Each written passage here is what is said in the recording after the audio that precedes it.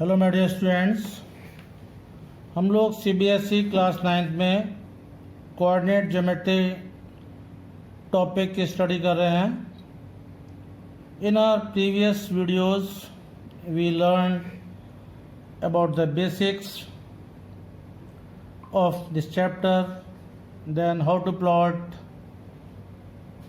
the points on the graph paper in the Cartesian plane. Then we draw the points. With those points we draw many geometrical figures.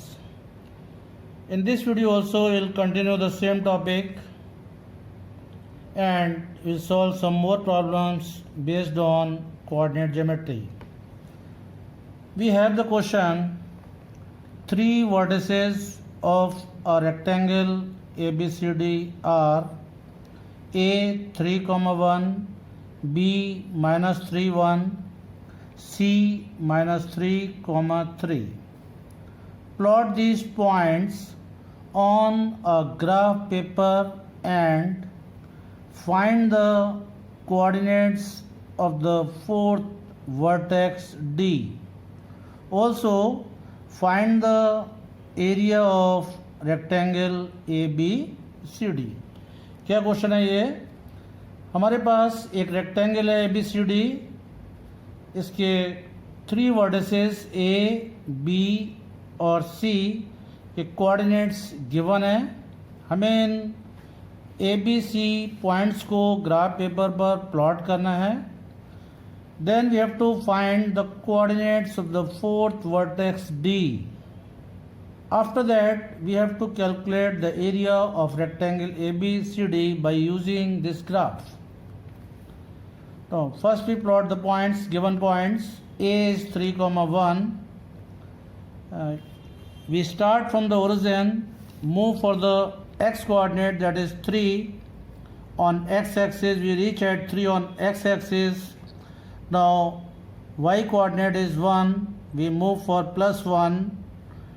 On y-axis, along y-axis we reach this point, and this point is A 3,1. Now next point is B -3, 1. In this point x coordinate is -3. We start from the origin and move from -3, move till -3 on x-axis. Now y coordinate is 1. From this -3 we have to move for +1 along y-axis. So we move on the upper side of y-axis.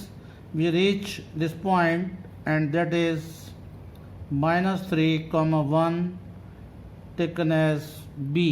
Now next point is C -3, 3.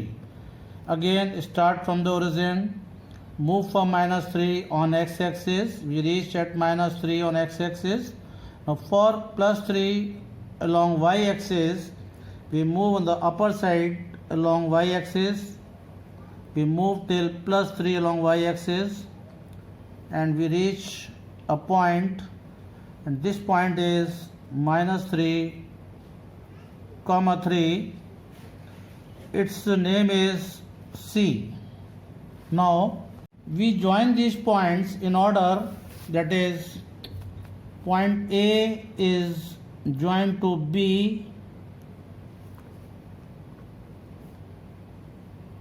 ये A से B को join कर दिया हमने। Now point B is joined to C, ये B से C को join कर दिया। Now we have to complete the rectangle ABCD. We know that the opposite sides of a rectangle are equal. Here we see the side BC is 2 units, 1 and 1, 2 units. Side AD also will be 2 units. From A we can draw the side AD of this rectangle ABCD. This is 2 units. Then join the points C and D. we obtain a rectangle ABCD. Its fourth vertex is D, and we have to read the coordinates of this point D. See, इस D point तक पहुंचने के लिए आपको क्या करना पड़ेगा?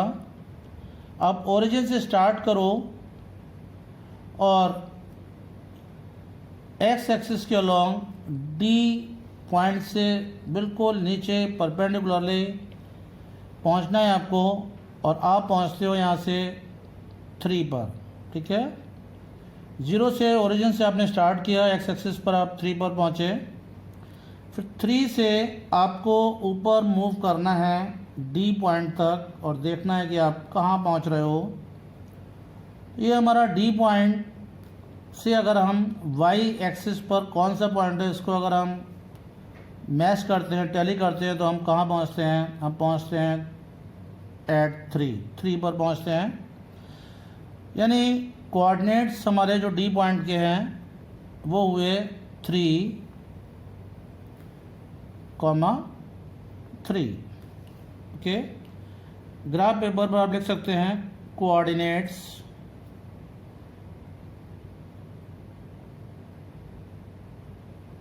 of vertex D 3, 3.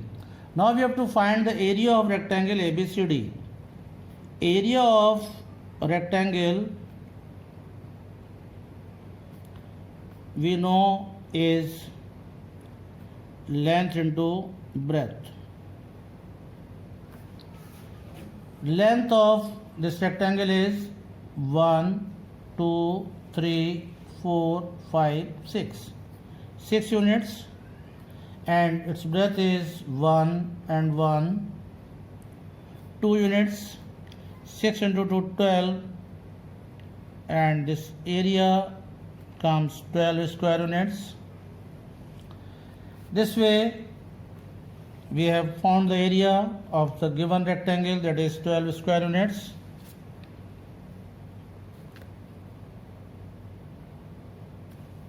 Okay, now we have one new thing for you, that is reflection of a point in coordinate axis.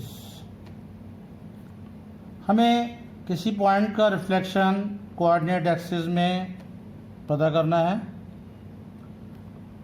Reflection of a point x comma y in x axis is x comma minus y. What does it mean? It means that when we have to find the reflection of any point in x axis, we change the sign of its ordinate. मतलब किसी point का x axis में reflection find करने के लिए हम उसके ordinate का यानी कि वाई कोऑर्डिनेट का साइन चेंज करते हैं। अगर वो पॉजिटिव है तो निगेटिव हो जाता है, और अगर निगेटिव है तो पॉजिटिव हो जाता है। Similarly reflection of a point x comma y in y axis is minus x comma y. किसी भी पॉइंट का रिफ्लेक्शन वाई एक्सिस में फाइंड करने के लिए हम उसके एक्स कोऑर्डिनेट का साइन चेंज करते हैं। अगर वो पॉजिटिव है तो नेगेटिव हो जाता है, और नेगेटिव है तो पॉजिटिव हो जाता है। Now we have one question based on it. Plot a point D -2, -3 on the graph paper. Also plot the reflections of D in x-axis and y-axis. क्या करना है आपको? एक पॉइंट D -2, -3 ग्राफ पेपर पर plot करना है। फिर इस D पॉइंट का रिफ्लेक्शन x एक्सिस और y एक्सिस में प्लॉट करना है। We know the property of a mirror, plane mirror, and we know that a plane mirror makes the image of an object as behind it as in front of the mirror the object is situated. Means plane mirror किसी भी object की image अपने से उतना अंदर form करता है जितनी मिरर के सामने कोई ऑब्जेक्ट प्लेस होती है, यानी कि जितनी डिस्टेंस पर मिरर के सामने कोई ऑब्जेक्ट रखी होती है, प्लेन मिरर के उतने ही अंदर उस ऑब्जेक्ट की इमेज फॉर्म होती है। जब हम किसी पॉइंट की इमेज एक्स एक्सिस में फाइंड करते हैं तो एक्स एक्सिस उस पॉइंट के लिए प्लेन मिरर का काम करता है।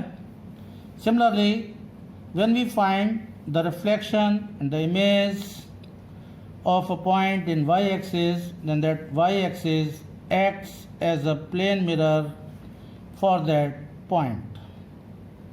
First we plot the point D.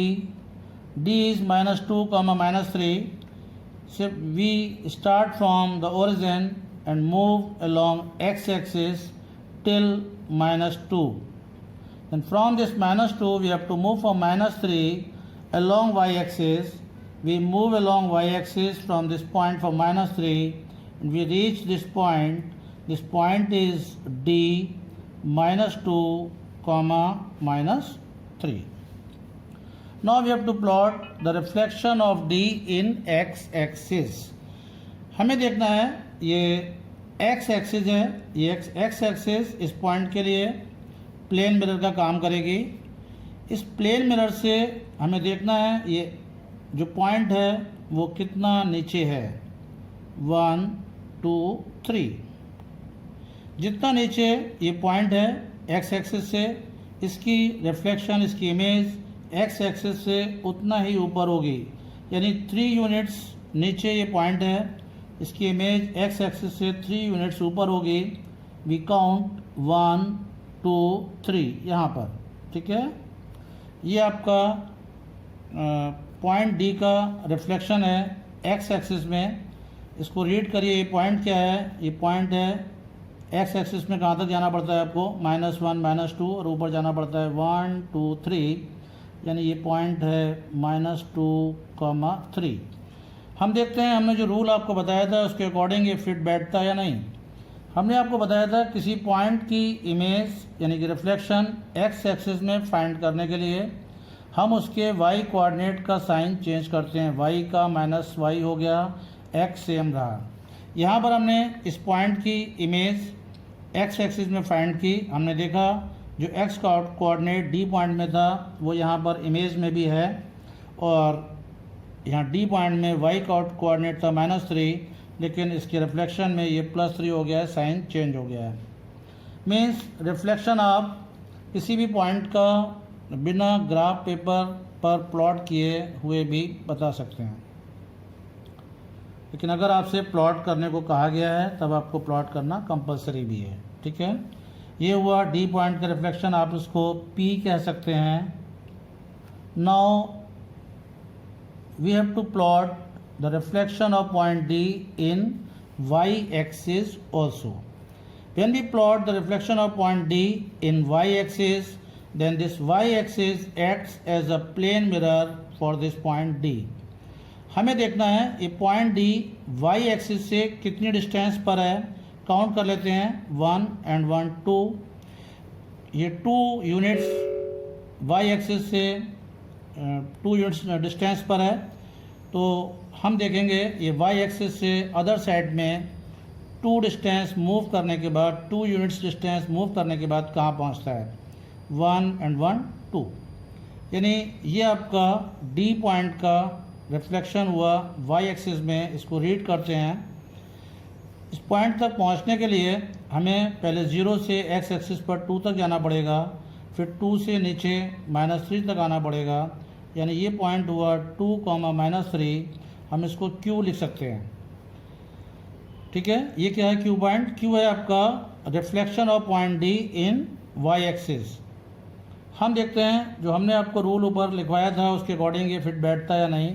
हमने आपको बताया था reflection of a point x, y in y axis is minus x, y means किसी पॉइंट का रिफ्लेक्शन y एक्सिस में फाइंड करने के लिए उसके x कोऑर्डिनेट का साइन चेंज करते हैं। यहाँ पर प्लस x है तो ये माइनस x हो गया है। यहाँ देखते हैं क्या हुआ है।